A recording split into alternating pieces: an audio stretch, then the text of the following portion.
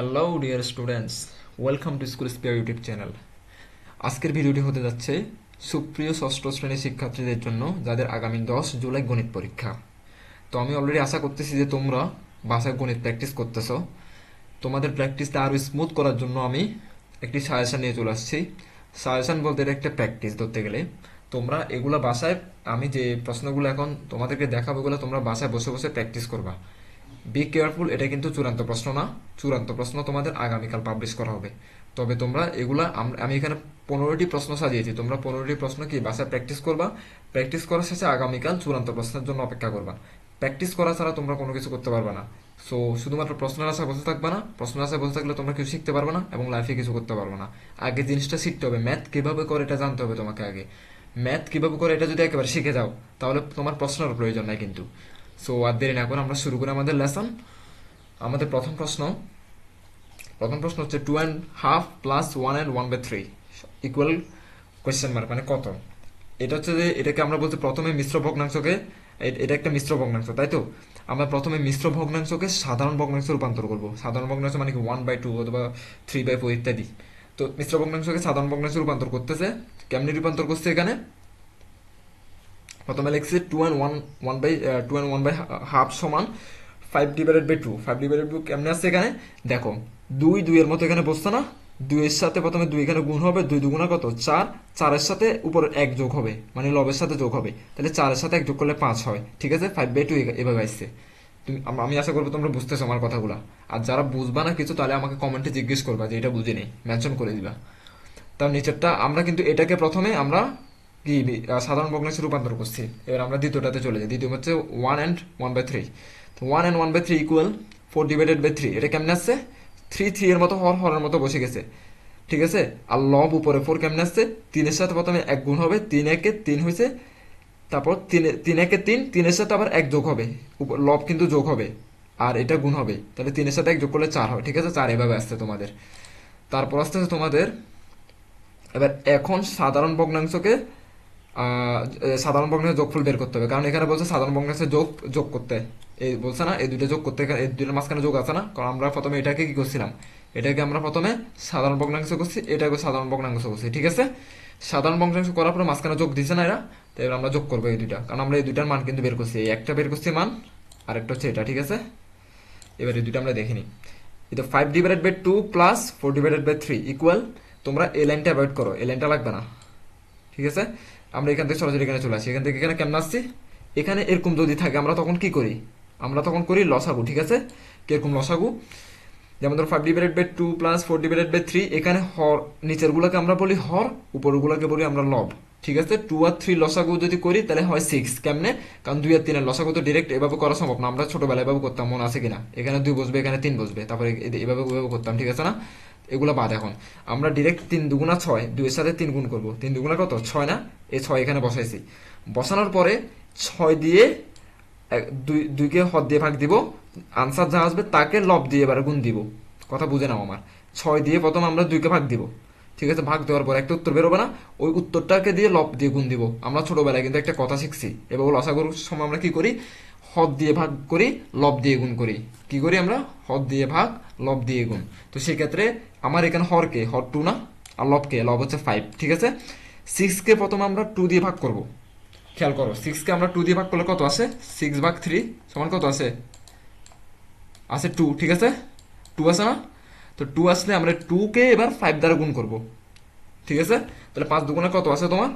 10 আসে, তাই তো। তো প্রথমে এখানে সরি সরি সরি এখানে ভুল হয়েছে। 6কে 2 দ্বারা যদি আমি ভাগ করি আসে 3। ঠিক আছে, 3কে এবার 5 দ্বারা গুণ করবো, তাহলে 3 পাঁচা কত? 15। এই কারণে এখানে আমরা 15 বসাইছি। ঠিক আছে, তোমরা আশা করি এটা বুঝছো। তারপর আমরা পরেরটাতে চলে যাই। এটা তো একই কাজ করব। প্রথমে 6 দিয়ে 3কে ভাগ দিব একবার, উত্তর যত বেরোবে ততকে দিয়ে 4কে গুণ দিব। কারণ আমরা শিখছি হর দিয়ে ভাগ দিব, লব দিয়ে গুণ দিব। তো আমরা 6কে দিয়ে প্রথমে 3কে ভাগ দিই, তাহলে কত আসে? 6কে 3 দিয়ে ভাগ দিলে কত আসে? 2 আসে না? 3 দুগুণা 6 না? মানে 6কে 3 দিয়ে ভাগ দিলে আসে 2। কত আসে? 2। এই 2কে দিয়ে 4কে গুণ দিব। কেন গুণ দিব? কারণ আমরা বলছি যত হর দিয়ে ভাগ দেওয়ার পর যত বের হবে ততকে আমরা উপরের এটা দিয়ে গুণ দিব। ঠিক আছে, তাহলে উপরে 4-এর সাথে 2 গুণ দিলে কত? 4 দুগুণা 8, তাহলে 15 যোগ 8, এটা কিন্তু বাদ, এই লাইনটা বাদ, এই লাইনটা একটু পেঁচা পেঁচা ফেলছে। তো এখানে 15, এই লাইনটা থেকে 15 বেরোছে, আর এই লাইনটা থেকে আমরা বেরোছি 8, তার 15 সাথে 8 যোগ করলে কত, 23, তার মানে উপরে 23 নিচে 6, তার মানে আমার উত্তর বেরিয়ে গেছে। তার মানে এটার উত্তর হচ্ছে তোমাদের কত, 23 ভাগের মানে 23/6। ঠিক আছে, এবার আমরা নেক্সট প্রশ্নে চলে যাই।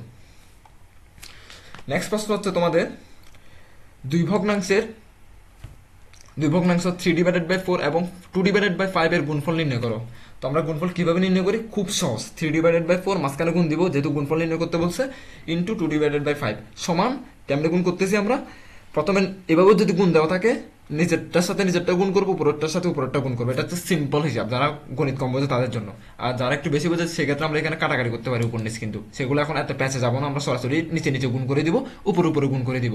যেমন আমরা এখানে 4-এর সাথে 5 গুণ করে দিব ডিরেক্ট, ঠিক আছে, আর আমরা 3-এর সাথে 2 গুণ করে দিব ডিরেক্ট, বুঝছো? তাহলে 3 দুগুণ উপরে আছে, 3 গুণ 2 5, 4 গুণ 5, এটাকে মাঝখানে একসাথে করে ফেলছি।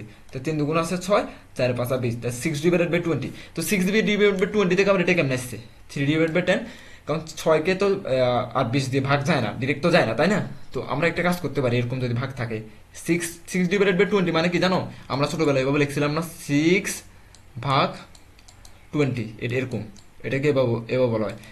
সরি ফর দ্যাট, আমার লেখাটা খুব খারাপ আসছে, কারণ আমি মাউস দিয়ে লিখতেছি, তো এই জন্য। আমার হাতে প্যাড থাকলে খুব সুন্দর করে লিখতাম।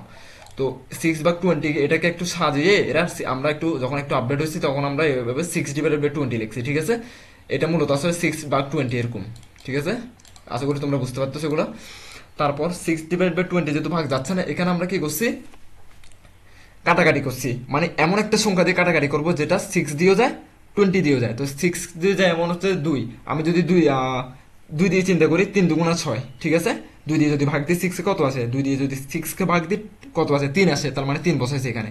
তো কত দিয়ে ভাগ দিছি, 2 দিয়ে, তার মানে এটা কাটে দিলাম, এটা 2 দিয়ে ভাগ দিছি আমি, তার মানে 2 দিয়ে ভাগ দিয়ে 3 বেরোইছে এখানে, ঠিক আছে। তারপরে এটাও 2 দিয়ে ভাগ দিব আমরা, কারণ উপরটা যেহেতু 2 দিয়ে ভাগ দিছি, আমরা নিচেরটাও 2 দিয়ে ভাগ দিব। নিচেরটা যদি ভাগ দিই কত আছে তোমার, 10, কেমনে, 10 দুগুণা 20, ঠিক আছে। এইভাবে 3/10 আসছে। তো এটা বুঝছো আশা করি। আমরা 3 নম্বর প্রশ্নে চলে যাই। 3 নম্বর প্রশ্ন হচ্ছে যে তোমাদের 5/6 মাইনাস 1/4 ইকুয়াল কত। তো প্রথমে ভগ্নাংশগুলো লব ও লব মানে কি, লব মানে উপরের গুলা, লবকে এখানে 5 এবং 1, আর হরকে, হর মানে হচ্ছে 6 এবং 4, ঠিক আছে। প্রথমে ভগ্নাংশগুলো লব এবং হরকে সমান করতে হবে। এটা আমরা আগের অঙ্কের মতো তোমার এই জিনিসটা অ্যাভয়েড করব, এটা লাগবে না। আমরা ডিরেক্ট এখান থেকে এক লাফে এখানে চলে আসবো, কেমনে দেখো। তো আমি আগের অঙ্ক যেটা যোগ করছিলাম ওটার মতো, প্রথমে এরকম যদি দেওয়া থাকে, মাঝখানে যদি বিয়োগ থাকে অথবা যোগ থাকে, তখন আমরা লসাগু করব। কথাটা মাথায় রাখবা, এখানে যদি বিয়োগ অথবা যোগ থাকে তখন আমরা লসাগু করব। কার লসাগু করব, হরগুলার, হর কে 6 এবং 4, এখানে 6 আর 4 লসাগু হচ্ছে 400, আমরা গুণ করে দিব কত, 424, ডিরেক্ট এখানে 24 আসছে এখন, ঠিক আছে। এই 24, তো 24 আসছে না, এই 24কে এবার কি উপরের সংখ্যাগুলো কেমনে বসাবো, 24কে 6 দিয়ে ভাগ দিব একবার, 6 দিয়ে ভাগ দিয়ে যত বেরোবো, তো তার সাথে আমি 5 গুণ করে দিব। ওই আমার সূত্র, এটা হর দিয়ে ভাগ করব, লব দিয়ে গুণ করব। তো প্রথমে আমি এটা ভুলে যাব, এটা আমার দেখারও দরকার নেই এখন, তোমরা এটা দেখিও না, তোমরা ডিরেক্ট শুধু এটা দেখবে এখন, তোমরা এটা দেখো খালি, এটা দেখো, এটা তো এটা দিয়ে আমরা কি করছি, 24কে দিয়ে প্রথমে 6 দিয়ে ভাগ দিলাম। তো 6কে 24 দিয়ে ভাগ দিলাম আমরা, 24কে দিয়ে 6 ভাগ দিলে কত আছে, 4 6 24, কত বেরোচ্ছে 4। এই 4কে দিয়ে আমরা কি করব, 5 দিয়ে গুণ দিব, তাহলে 4 5 কত আছে, 20 না, এই 20 এখানে এই জন্য বসাচ্ছি, ঠিক আছে। তারপর এটার কাজ শেষ, উপরে 20 বসে গেছে, এবার বিয়োগের মতো বসাচ্ছি। এইবার কি করবো, 24কে দিয়ে আবার আগের মতো 4 দিয়ে ভাগ দিব, আবার এবার এটার কাজ, এটা ভুলে যাবো এখন, আমরা এটাকে চিনি না আমরা।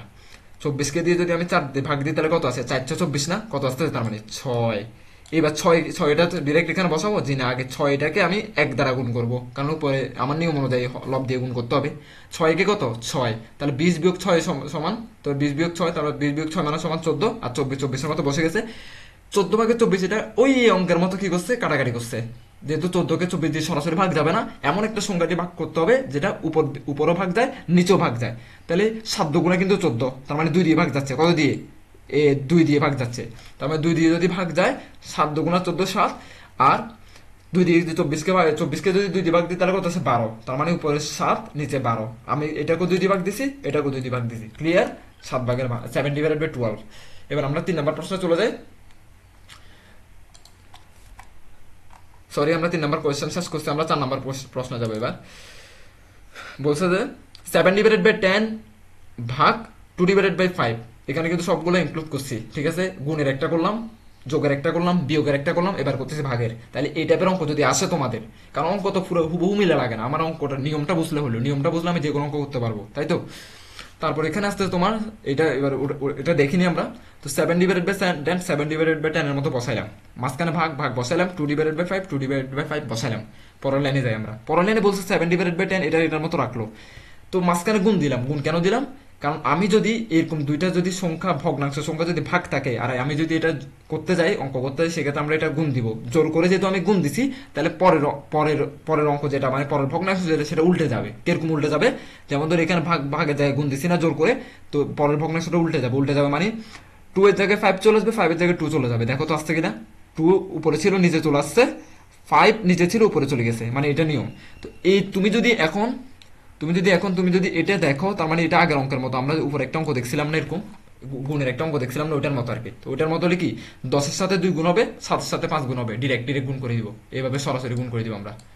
তাহলে 7 গুণ 5 10 গুণ 2 5 7 35, 10 2 20। এটাকে আবার এইভাবে কাটাকাটি করতে হবে না, ওই প্রত্যেকটা অঙ্কে কিন্তু কাটাকাটি করছি আমরা। 35কে ডিরেক্ট তো 20 দিয়ে ভাগ যায় না, তো আমরা এমন একটা সংখ্যা চুজ করব যেটা দিয়ে 35কেও ভাগ যায়, 20কেও ভাগ যায়। তো চিন্তা করে দেখো তো কি সংখ্যা আছে এমন, দেখে বলতে পারো কিনা। সেটা হচ্ছে 5। দেখো 5কে কিন্তু 35কে কিন্তু 5 দিয়ে যায়, 5 7 35 কিন্তু, তার মানে এর জন্য 7 বসাইছে এখানে, ঠিক আছে। 5 7 35, ঠিক আছে। তার মানে 5কে 20 দিয়েও যায় কিন্তু, 4 5 20, তার মানে এই জন্য 4 বসাই। মানে এমন একটা সংখ্যা চুজ করতে হবে যেটা উপর দিয়েও যায় আবার নিচে নিচে দিয়েও যায়, তার মানে 5 কিন্তু দোনো পাশ দিয়ে যাচ্ছে, এই জন্য উত্তরটা বসাই দিই 7/4। ক্লিয়ার। এবার আমরা চলে যাব তোমাদের নেক্সট কোয়েশ্চেন, 5 নাম্বার কোয়েশ্চেন। বলছে 1.75কে সাধারণ ভগ্নাংশে রূপান্তর করো। তো প্রথমে দশমিক সংখ্যাকে ভগ্নাংশে রূপান্তর করতে হবে। তো 1.75 সেটা হচ্ছে যে মানে কি তোমার 100, এখানে 175/100, যেহেতু এটা ভগ্নাংশের কথা বলছে, এখানে দশমিক না, যেহেতু ভগ্নাংশ চলে আসছে, সেক্ষেত্রে আমরা এরকম যদি থাকে ডিরেক্ট সরাসরি এটা পুরাটা দিয়ে 100কে ভাগ দিয়ে দিব। কথা বুঝছো আমার? যেমন ধরো এখানে 1.75কে আমরা ডিরেক্ট 175/100 লিখে দিছি। তোমরা ক্যালকুলেটারে মেরে দেখো, ক্যালকুলেটার 175 ভাগ ডিরেক্ট এভাবে লেখো, 175 মাঝখানে মাঝখানে ডাইরেক্ট এভাবে ভাগ দিয়ে মোবাইলে অথবা ভাগ দিয়ে এ পাশে লিখবে 100, ঠিক আছে, আর এ পাশে লিখবে 175, ঠিক আছে। দেখাও যে উত্তর এটা আসবে 1.75 আসবে। তো আমরা এটাকে ভেঙে এভাবে লিখছি আর কি। লেখার পরে এবার আমরা আগের নিয়মে কি করছি, এই আগের মতো 175কে তো ডিরেক্ট 100 দিয়ে ভাগ যায় না, আমরা কি করছি এমন একটা সংখ্যা নিব যেটা 175 দিয়ে ভাগ যায়, 100 দিয়ে ভাগ যায়। তো আমরা এটা চিন্তা করে দেখো তো 175কে কত দিয়ে ভাগ দিলে, এখানে 7/4 আছে, এই উত্তরটা তোমরা বলবা কিন্তু আমাকে কমেন্টে জানিয়ে দিবা। এই 5 নাম্বার 175কে কত দিয়ে ভাগ দিলে 7 হয়, এবং 100কে কত দিয়ে ভাগ দিলে 4 হয়, মানে একই সংখ্যা হতে হবে কিন্তু, উপরেও যেটা দিয়ে যাবে নিচে ওইটা দিয়ে যাবে। তোমরা এটা কমেন্টে আমাকে জানিয়ে দিবা, ঠিক আছে। এবার আমরা চলে যাই 6 নাম্বার প্রশ্নে। 0.125 × 0.8 সমান কত? এবার এটা কি সেটা চলে আসতেছে ভগ্নাংশের অঙ্ক। তো 0.125 মানে আমরা এই মাত্র কি করছি 1.75কে 175/100 লিখছি না, ঠিক একইভাবে 0.125কে আমরা কি লিখতে পারি 125/1000। আগে লিখছি 100, এবার লিখছি 1000। কেন, এখানে কয়টা সংখ্যা আছে 0 1 2 3 4, আমরা এভাবে হিসাব করবো, এটা আমি আমার স্টুডেন্টদেরকে এভাবে শিখে শর্টকাটে বোঝানোর জন্য। এখানে 4টা সংখ্যা আছে না 0 পয়েন্টের পরে, এখানে 3টা এখানে একটা, 4টাই জন্য 1000 দিয়ে দিলাম। আর এখানে ছিল কত 1 2 3, 3টা সংখ্যা ছিল এই জন্য 100 দিয়ে দিলাম।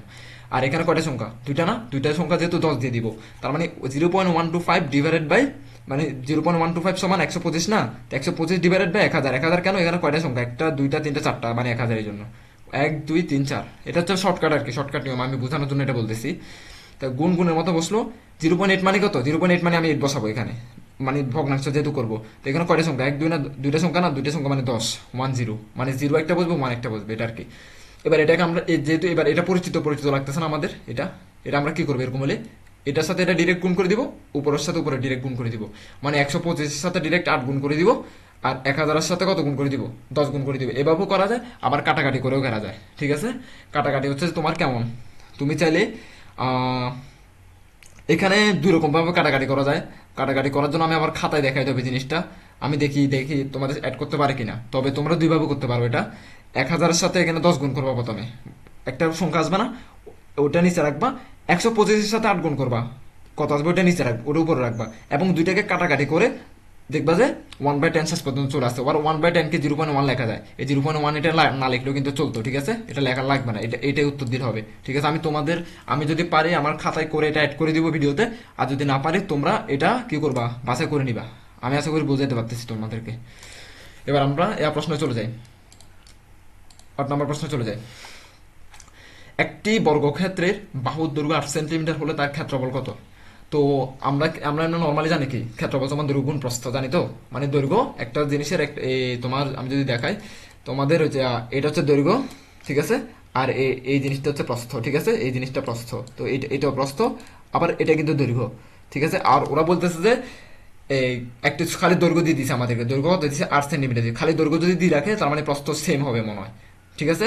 যদি প্রস্থ সেম হয় তার মানে আমাদের সূত্র হচ্ছে ক্ষেত্রফল সমান বাহুর দৈর্ঘ্য হোল স্কয়ার। হোল স্কয়ার মানে কি, হোল স্কয়ার মানে বাহুর দৈর্ঘ্য ইন্টু 2। তো ক্ষেত্রফলের মতো বসাইছি, তো দৈর্ঘ্য কত 8 না, তাহলে মানে 8 স্কয়ার আর কি।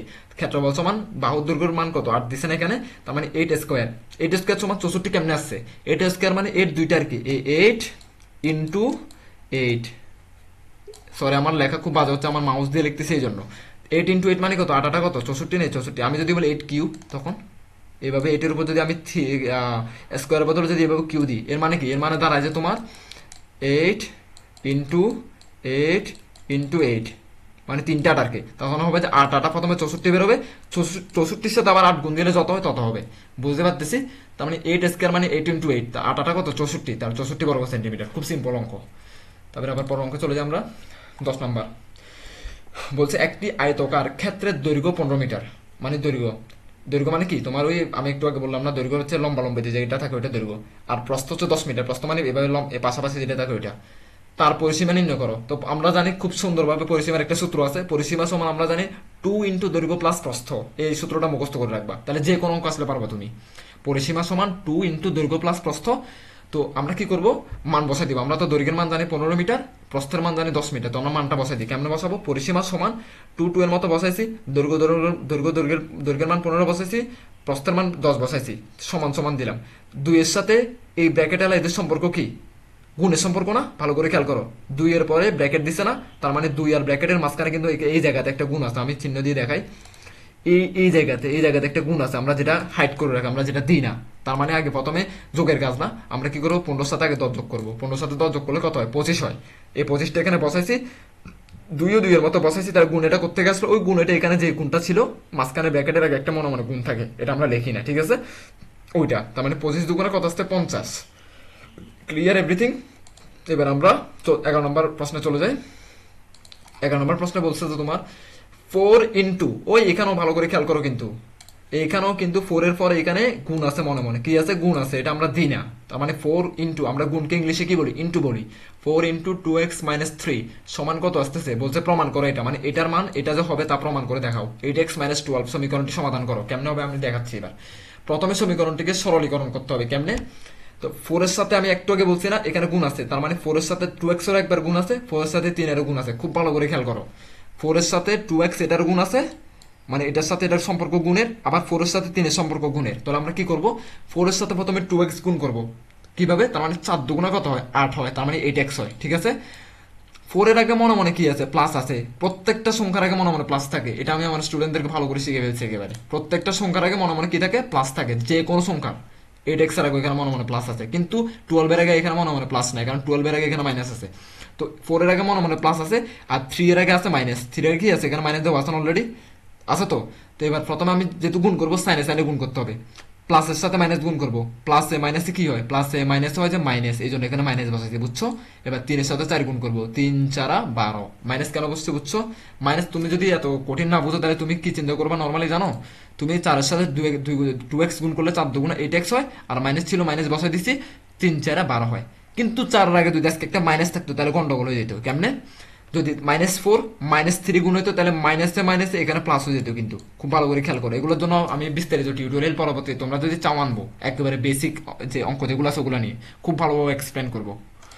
তারপর হচ্ছে, তো তোমাদের তার মানে এখানে আমি গুণ করে দেখি, এই 4 এর সাথে 2x গুণ করলে 4 দুগুণা 8x হয়, মাইনাস মাইনাস বসাইলাম, 4 এর সাথে এবার 3 গুণ করবো, 3 4 কত 12 হয়, তার মানে আমার মিলছে না, উপরেরটার সাথে ওরা বলছে না 8x মাইনাস 12 মিলে দেখো আমাদেরকে, আমরা মিলে ফেলছি, তো 8x মাইনাস 12 সমান 8x মাইনাস 12, এটা মানে লিখছি আর কি যে আমি মিলে ফেলছি এই জন্য, ঠিক আছে।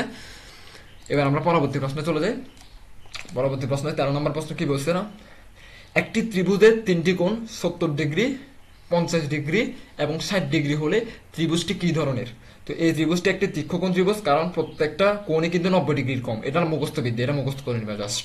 পরের প্রশ্নে চলে যায়। 14 নম্বর প্রশ্ন বলছে, একটি বৃত্তের ব্যাসার্ধ 7 সেন্টিমিটার হলে তার পরিধি এবং ক্ষেত্রফল নির্ণয় করো। ঠিক আছে, তোমরা আচ্ছা এটা আমরা পরে তারপর বলতেছি জিনিসটা আমি। পরিধি সমান, আমরা পরিধির একটা সূত্র জানি 2πr, এটা মুখস্থ করে ফেলবে, এটা ডিরেক্ট মুখস্থ হবে। এ পরিধি সমান 2πr, এটা মুখস্থ করে ফেলবা। আমরা জানি পরিধি সমান কি 2πr। তো পরিধি পায়ের মান কিন্তু একটা নির্দিষ্ট মান আছে। পায়ের মান কি 3.1416, যারা জানো না তাদের জন্য বলে রাখতেছি, এটা পায়ের নির্দিষ্ট মান, এটা সারা জীবন একই থাকবে। তো পরিধি সমান 2πr আমরা সূত্র জানি। তো এখানে বলছে যে একটি বৃত্তের ব্যাসার্ধ 7 সেন্টিমিটার। তো 7 সেন্টিমিটারের কিসের মান? এটা আর এর মান। কিসের মান? আর এর মান। তাহলে আমরা আর এর মান নির্ণয় করবো। পরিধি ক্ষেত্রফল নির্ণয় করতে বলছে, এরা কি নির্ণয় করতে বলছে? ক্ষেত্রফল। ক্ষেত্রফল পরে নির্ণয় করবো, আমরা আগে পরিধি নির্ণয় করবো। তো পরিধির সূত্র হচ্ছে 2πr। 2 এর মান 2 এর জায়গায় বসাচ্ছি, পাইও পায়ের জায়গায় বসাচ্ছি। ওই পাই, এটাকে বলে পাই। পাই এর মান কত? 3.1416, এটা পায়ের মান। তারপর আর এর মান কত? 7। ওইখান থেকে পাইছি আর এর মান 7। তো এদের মাঝখানে গুণ কেন দিচ্ছি? কারণ 2πr, এদের মাঝখানে এই মাঝখানে সবগুলো কিন্তু গুণ। মাঝখানে কি সবগুলো গুণ। 2πr যদি আমি ক্যালকুলেটারে গুণ করি বের হবে যে 43.9824 সেন্টিমিটার, এটা বের হবে। ঠিক আছে, এইবার আমরা ক্ষেত্রফল বের করবো। কেন ক্ষেত্রফল বের করবো? কারণ ওরা আমাদেরকে প্রশ্নে বলছে যে ক্ষেত্রফল বের করো, এই জন্য এবার আমরা ক্ষেত্রফল সূত্র দিব।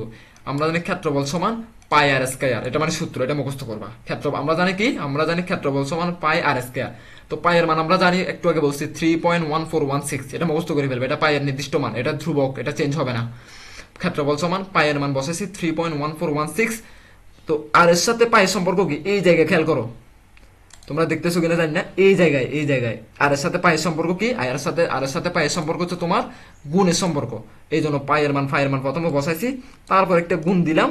এই গুণ এটা এই জন্য দিছি। এবার আর এর মান বসাইছি, আর এর মান কত? 7। আমরা একটু ফসছি না এখানে, আর এর মান 7 ফসছি। তো আর এর মান 7 বসাইছি, 7 এর উপর একটা স্কোয়ার দিছি, 2 দিছি। কেন দিছি? ওই সূত্র অনুযায়ী আর এর উপর 2 আছে, এই জন্য আর এর উপর 2 মানে আর স্কোয়ার আর কি।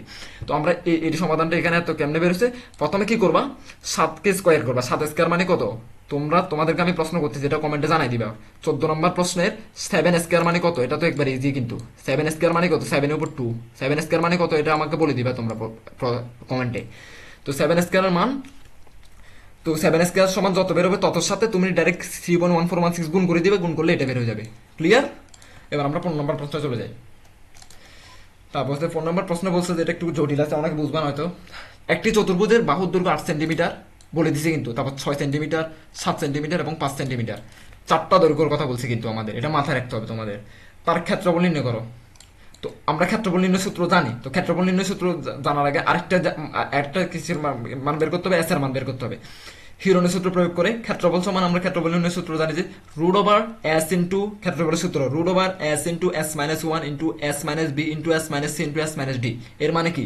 ভালো করে খেয়াল করো, আমি একটু বড় করি স্ক্রিনটা। তোমার এখানে দেখো, তোমাদের এই জায়গায় এই এস এখানে ইন্টু এস এর সাথে এখানে গুণ আছে, এস এর সাথে এই জিনিসটার সম্পর্ক হচ্ছে গুণের। আবার এখানে ব্র্যাকেট দুইটা না, ব্র্যাকেট দুইটার মাঝখানে এখানে একটা গুণ আছে, এই ব্র্যাকেট দুইটার মাঝখানে এখানে একটা গুণ আছে, এখানে একটা গুণ আছে। ঠিক আছে, এই গুণগুলো আমরা হাইড করে রাখি, এগুলো আমরা দেখাই না। খুব ভালো করে খেয়াল করো। ঠিক আছে, এই গুণগুলো আমরা কি করে রাখি? হাইড করে রাখি, এগুলো আমরা মনে মনে ধরি। তাহলে গুণগুলো আমরা পরে প্রয়োগ করব। ঠিক আছে, তো পরে প্রয়োগ করার আমরা দেখি এবার উত্তরগুলো। তার এস সমান, আমরা সূত্র অনুযায়ী এস এর সূত্র কি জানি? আমরা জানি আর কি, এটা বই কিন্তু আছে, তোমাদের পাঠ্য বই দেখবা। এস সমান A plus B plus C plus D divided by 2। এর মান কত? বি এর মান কত? সি এর মান কত? ডি এর মান কত? এগুলো আমরা অলরেডি বের করে ফেলছি। ওই এ এর মান হচ্ছে 8, বি এর মান 6, সি এর মান 7, ডি এর মান 5। ঠিক আছে, ওই দেখো সবগুলো বসাই ফেলছি। তো এগুলো তো একেবারে ইজি। 8 এর সাথে 6 যোগ করবা, তারপর 7 যোগ করবা, 5 যোগ করবা, যত বের হবে ততকে 2 দিয়ে ভাগ দিবা, 13 চলে আসবে। তোমরা যোগ করো তো দেখি। 8 যোগ 7 যোগ 5 যোগ কত আছে? আমি ক্যালকুলেটার দেখতেছি। 8 যোগ 6 যোগ 7 যোগ 5 আছে কত? 26। ঠিক আছে, তো 26 ডিভাইডেড বাই 2 মানে 26 ভাগ 2। 26 ভাগ 2 মানে কত? 13। ঠিক আছে, এবার আমরা ক্ষেত্রফল বের করব।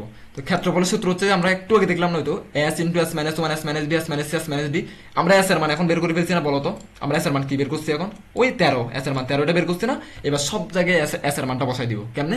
ক্ষেত্রফল সমান রুট ওভার এস এর মান প্রথমে 13 ছিল, 13 বসাইলাম, এস এর মান আবার 13 বসাইলাম, মাইনাস মাইনাসের মতো বসাইলাম, এর মান 8 বসাইলাম। ঠিক একইভাবে সবগুলা এস মাইনাস বি মানে 13 মাইনাস 6, এস মাইনাস সি মানে 13 মাইনাস 7, এস মাইনাস ডি মানে 13 মাইনাস 5 মানে 13 মাইনাস 5।